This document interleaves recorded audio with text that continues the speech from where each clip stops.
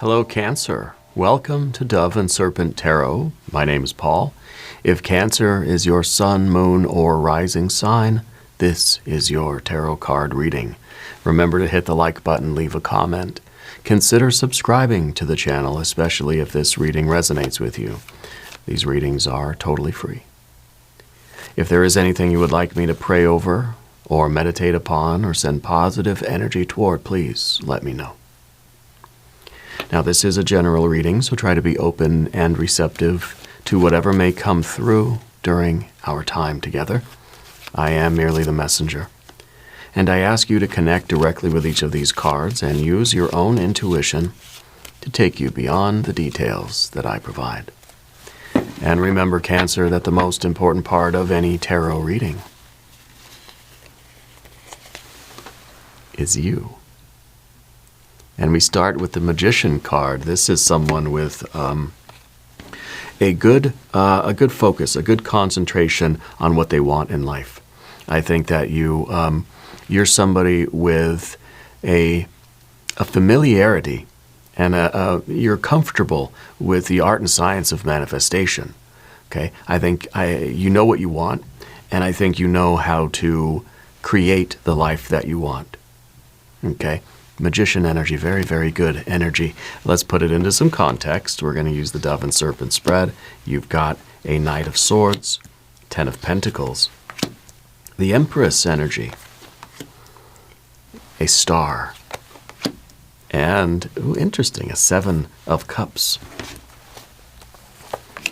You've got a Prince of Swords. Now we have 2 Aquarius energies here. Got an Ace of Cups, a 10 of Cups, and a 3. Interesting with the 3 of Swords. 7 of Cups, 3 of Swords. So you have all this great success. I feel like your life is getting full. You're achieving your goals here. You have goals in mind. You know what you want.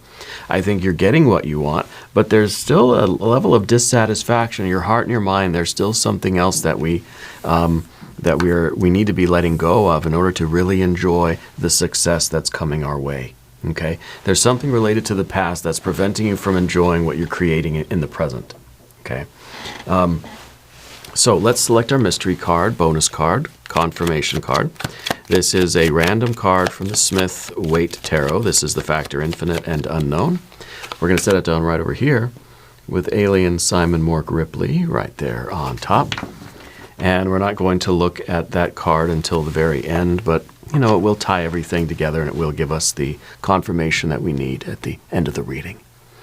If at any point during this program you feel like you know what that card is, I want you to put your prediction down in the comments. Now, let's look around the room. We see some good major arcana, don't we? We see the Empress, the Magician, and the Star. Yeah. We don't see any fire. We see water, water, water, air, air, air, and our earth energy. So there's no fire, okay? There's no fire here because I think that your efforts have paid off, right? I think the fire energy is gone because all of your hard work, all of your intention is all of your struggle, right, is giving way to success and beauty and joy and love and manifestation. I think you are succeeding at causing change and conformity with your will. Okay? I think that you're getting what you've asked for. Okay? So there's no fire, I think, because we're not striving for anything anymore. I think that you've accomplished the goal. Whatever you've set out to do, whatever you have nurtured, whatever you have been taken care of, whatever you have been feeding, and giving to and applying yourself to, right, is paying off. You're getting the results. You're getting the dream come true. I think that part of the concern here is that we're not going to enjoy it as we should. You know, the difficult part for you, I feel like, is to just settle down, enjoy what you've built. Enjoy what you've earned. Enjoy what you've created. Okay? Because I think that the 7 and the 3 here, the swords and cups over here, are kind of saying like, there's a dissatisfaction. If I don't have the fire energy, if I'm not striving for something, I'm not happy. It's difficult for you with the 10 of cups. It's difficult for you to just enjoy the moment and be present with what you've built, what you've achieved, what you have around you.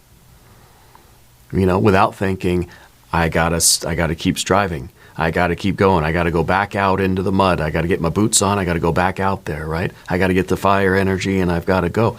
Spirit's saying, no. What you have, what you're creating now, at least for a moment, let it be enough. It doesn't have to be forever, right? But you deserve to enjoy what you've built and what you've created and the success that you've achieved for yourself. But that's the difficult thing for you is to slow down and just say, what I have right now is enough. I'm going to enjoy the moment. I don't need anything. I can just feel the bliss and the love. Tomorrow, maybe, I'll start striving. Tomorrow, I'll get back out there and I'll go to work. But today is the day of just enjoying what you have. Okay? Because you've earned it.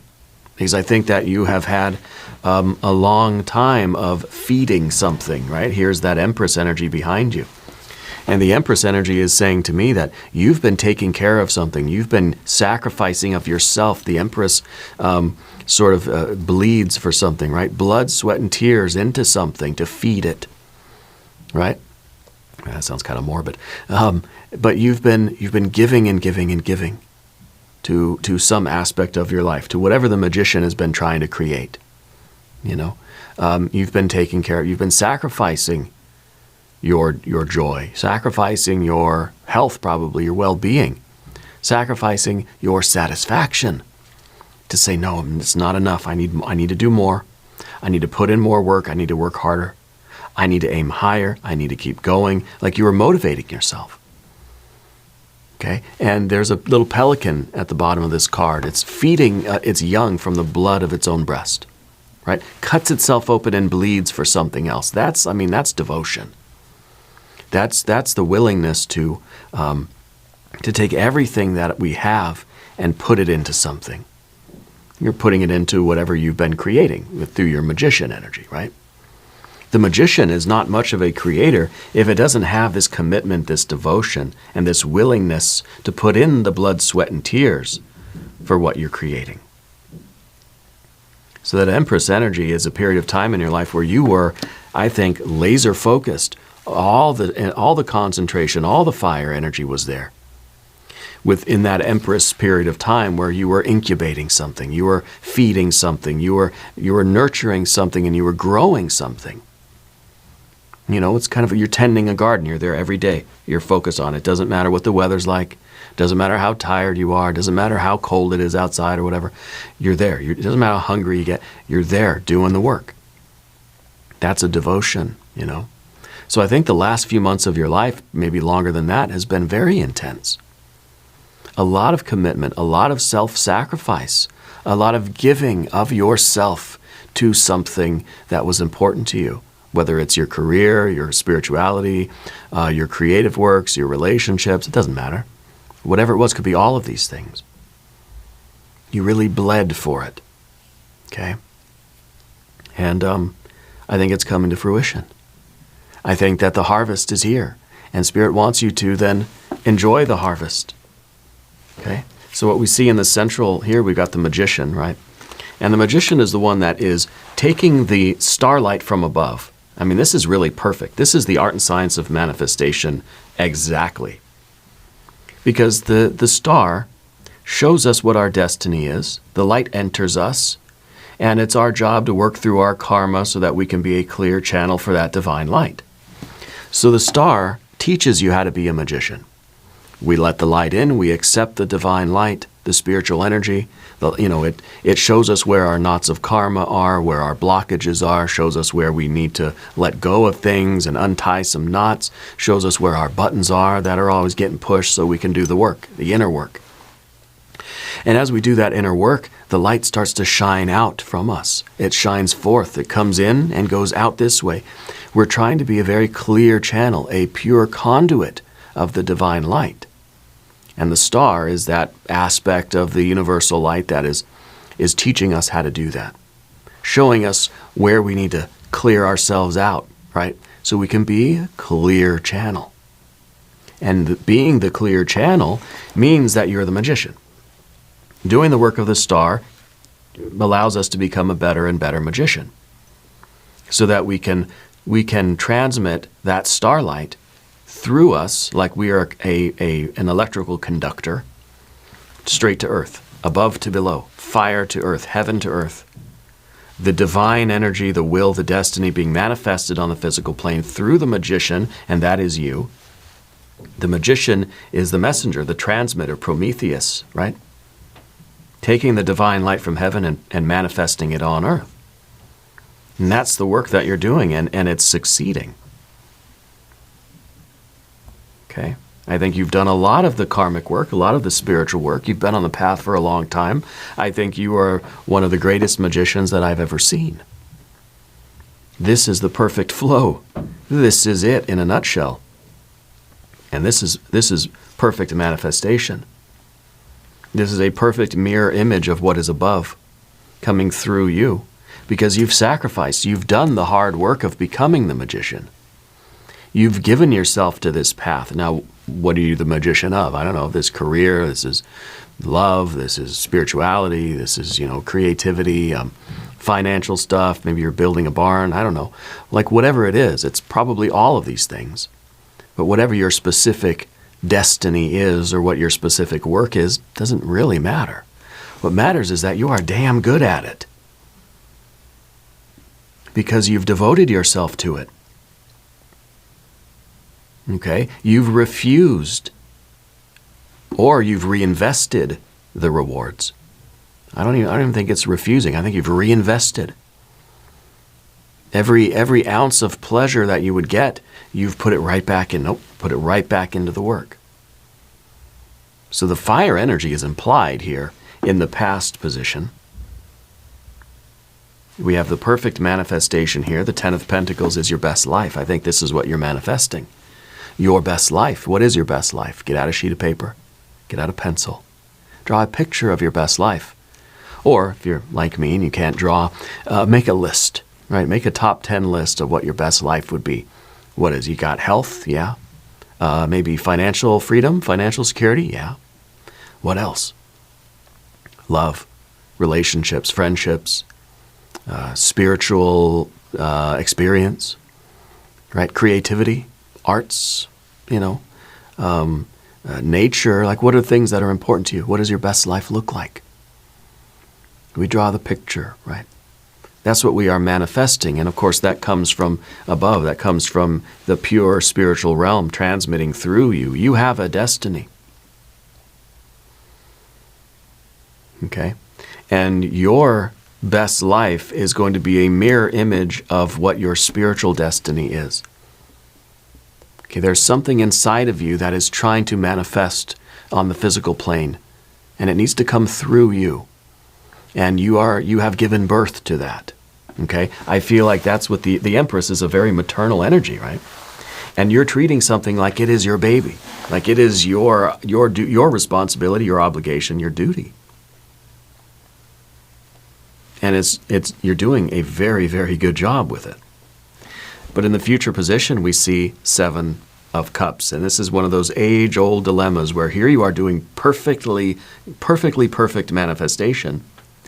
But still, we kind of feel like we're not doing something right. Still, we kind of feel like a failure. This is like a parent who you're just an amazing parent. You're raising beautiful children, but we can't help feel like, I'm not good enough. I'm doing something wrong. I need to do more. I need to sacrifice more. I need to put in more work. That's it. That's the answer, right? I think also when we reach a goal, when we have a level of success, it's difficult for us to enjoy that success without thinking like, I got to do more. I got to keep going. It's the runner that finishes the race and barely has a moment to celebrate and feel good before that runner is like, now what? Now what do I do? Or you get to the top of the mountain, right? And you say, now what? Now what am I supposed to do? because the fire energy's gone. It's like the satisfaction of the water here has quenched our fire, has extinguished our fire, and now we don't feel so good. Okay, so here we have that Knight of Swords that's trying to figure out, okay, well, what do I need to do next? Because we're looking in the future. We're planning for the future already. The Knights of the Tarot are always looking at the future. So this is us. We're in the middle of this wonderful manifestation, and we're already thinking, what do I got to do next to keep this thing going? Because I don't want to idle. I don't want to waste time. I don't want to slow down. I don't want to feel that Seven of Cups. I think the Seven of Cups is an important card right now, because it's asking us, how come we can't sit still? What is going on that we can't just kind of look at what we've built and say, wow, that feels good? Is it something from our past? Is there something from a parent or something, or some kind of a generational thing where we haven't learned how to relax and enjoy the fruits of our labor? That we're just more labor, more labor, more labor. You know, in a way, it feels like once we have given birth to this thing, it's almost as if I'm no longer needed. So I need something to do. I have to be involved. I have to strive more and more and more so that I can feel useful, because that's what we've gotten used to in order to feel good. Because maybe you've been doing it for so long. That's all you know now, is how to strive, is how to have ambitions, how to have goals, and how to be that channel, that conduit. It's and in a way we are talking about a kind of motherhood here. It's not gender specific. It's that we have cared for something for so long that now we don't know how to enjoy life any other way than by being the parent that's responsible for taking care of this thing, and for feeding it, and for cleaning it up and changing the diapers, and for making sure it grows properly. Then there's always this feeling that it's never enough, that I need more. And so it's important that we find out, okay, why is it difficult for me to feel in any moment, even just a temporary moment, to feel like this is really cool what I've built. This is really awesome. I like this. Right now, in this brief moment of time, I don't need anything. It's hard. As soon as we slow down, we start to feel icky again. If we're not engaged in something, we just we feel almost an anxiety, or like our skin's kind of crawling, It's the Ten of Cups in this position of the difficulty. It seems it is very difficult for you to feel satisfied. That's what we want. We got to get rid of these. We got to get rid of both of these. We want that. We want to get rid of that. Got to get rid of all this. This is what we want. This is the perfect set of cards. Okay? Perfect set of cards that you have this devotion, you've manifested, and you're enjoying it. You feel satisfied. This is the feeling you get to the top of the mountain, and it's bliss. And you're saying, in this moment, I am happy. In this moment, I don't need anything. Okay? It's bliss. There's no striving. This is satiety. This is like, okay, I feel a hunger. I've gone to the buffet. I've eaten my fill. I do not need any more food right now. And right now in this moment, you just got your hands on your belly and you just think, life is good. Life is perfect. But I think it might be something familiar to you that even when you're super full and you think, well, I wonder what's for dinner. What are we going to have next? Because that, maybe it's in the striving, it's in the eating, it's in the working that we feel good, but not in the end result. It's kind of, if we have a lot of dopamine, we don't have the serotonin. You know what I'm saying? And so when we're eating, we're full of food. What is it that prevents us from just saying, life's perfect right now in this moment. In this moment, I don't need anything. Because what we feel instead is we maybe feel, maybe we feel a little sick. We feel like, gosh, I'm already hungry. I'm already thinking about what I'm going to eat next. Okay. And I think that there is a historical basis for that for us in some way, especially with that Three of Swords at the end there. And that's kind of what the Knight of Swords is doing, is thinking of the future and thinking of like, okay, I know that if I stop working, if I stop striving, if the fire energy is gone, right, and if some goal is completed here, I know that I'm going to feel bad for some reason. I don't know why, but I know that I'm not going to like it.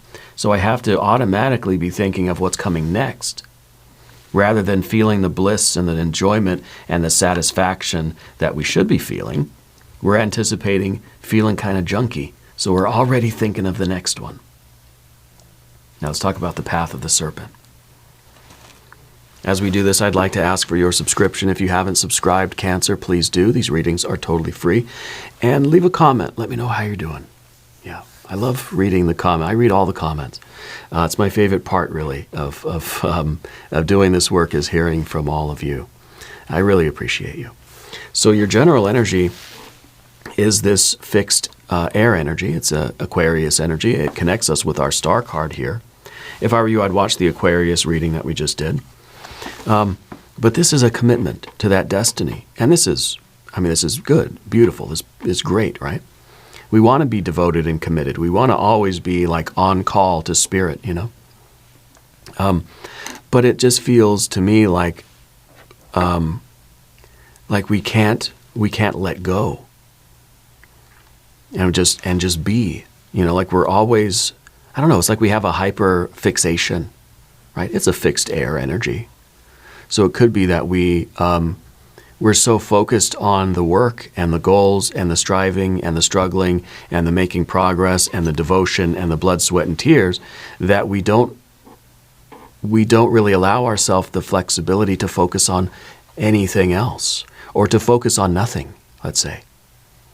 You know, if this is that hyper focus on the belief or the goal or the promise or the commitment or the idea, what if we had this sort of diffuse awareness that, again, it's the difference between like a kind of a dopamine thing and like a serotonin, or like a very hyper fixated consciousness versus a diffuse consciousness that says, I'm not focused on anything.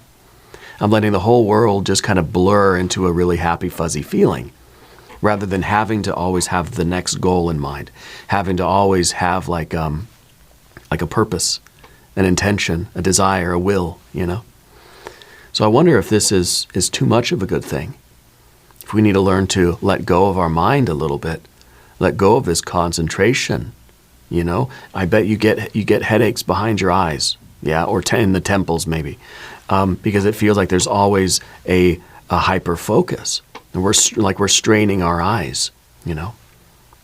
Sometimes I like to do the readings without my glasses on, because then my eyes can just blur, you know. Everything's a blur like this. And sometimes it feels better. I'm not squinting. I'm not struggling to see. I'm letting everything be fuzzy. That's okay. And there's nothing I need to focus on right now, you know. And sometimes this allows us to just sort of appreciate the moment, because there's nothing that's drawing out our attention. When I put my glasses on, things become clear. And I can see details of things. Now my consciousness, my visual perception wants to lock in on stuff. Fixed air energy, right? Locking in. So it could be that we need a little bit more diffuse awareness right now. A little bit more of the serotonin kind of vibes, right? I don't know too much about that stuff, but in the environment, you got the Ace of Cups. I think it is learning how to enjoy the things that you've created. Enjoy the things that you've built. The people, enjoy the baby, right? Enjoy, like you're so focused on doing the right thing and doing the good thing that we need to do and being of service and caring for it, nurturing it, and raising it, that are we just enjoying it, loving it, feeling the love? Are we aware of our heart connecting with this other thing and with the life we're leading? This is not just about a child. It's about every relationship we have. It's about our fundamental relationship between self and not self. Okay, it's the foundational relationship of being between me and everything else in the entire universe. Okay, including myself, right? So I think that it's important that we learn to connect, we learn to feel, and not be not be focused too much on the seriousness of it all, you know? I don't want to say logically oriented, but maybe you feel a little bit more left-brained. Maybe it's things are a little bit more, again, we're sort of thinking of things in these black and white terms. I don't think it's black and white really between left-brained, right-brained, or sort of hyper-focused and diffuse awareness. I don't think it's like, you know, exactly like the dopamine and the serotonin being completely different and separate things. But I do feel like we're trying to connect with things more on that emotional, spiritual level. We're just trying to feel the love and not always be thinking and planning and figuring things out. Not always be calculating and not always have a goal or an intention, to just be and just feel. Okay, but it's the difficult thing. That's why you got the 10 of Cups in the position of what you don't want. You don't want the feeling of satiety, because to you, you feel kind of nauseous. You know, when you overeat and you start to feel kind of nauseous. You like to be hungry. You like to be striving. You like to be there working. It's uncomfortable sometimes to feel, to not have anything to do. It's like you're probably on the couch, like just kind of fidgeting, like, can I do so? Maybe I'll just straighten up the table, you know? Oh, maybe I'll just go clean something, or, you know, maybe I'll go check on the kids. It's like, no, let's just hang out and let's just like enjoy each other's presence, you know? I think we need to learn to do that more, especially you right now, because I feel that you're getting the good news of the success in your life. You've got to enjoy it. Okay? You've got to be able to enjoy it. One, look at it this way. If you can learn to enjoy it, that means that you're able to continue doing it more, because you won't burn out. You'll give yourself the rest and the recharge, and you'll stay connected with it, and then you can do it more, longer. So really, it's better for you anyway, right? You can look at it that way, that we need to recharge so that we can work harder later. Okay? We don't have to look at the goal, at the success here as being the end of the path. Yeah, maybe you're already thinking of the next race. Well, good, fine, okay. Enjoy today's race. Enjoy the win of today. The next race will be there. Tomorrow's another day. The weekend, Monday morning will come. Enjoy the weekend. You know, enjoy the Friday night. Enjoy the success of the week, that you've accomplished the week. Don't spend the whole weekend thinking of what you got to do Monday morning. Because then I think we're just uncomfortable. It's like, I don't like the weekend. Can it be Monday already? And to me, that seems absurd, right? But there's a reason why we do this, and I think it has something to do with a history, something to do with the Three of Swords, which to me feels like a memory from the past, or like it's a knot of karma that we still have to untie, probably from our parents or some generational stuff, or the way we were raised, you know. There's something that is preventing it. And it might not be so obvious. It might be the idea that once we slow down and we're not striving, we're not working hard, and there's nothing that we're focused on, that's when some of our real troubles might surface. That's when things that are really bothering us are going to come to the foreground. And if we don't want to deal with those, then subconsciously we're going to keep ourselves very busy so that we don't have to be aware of these.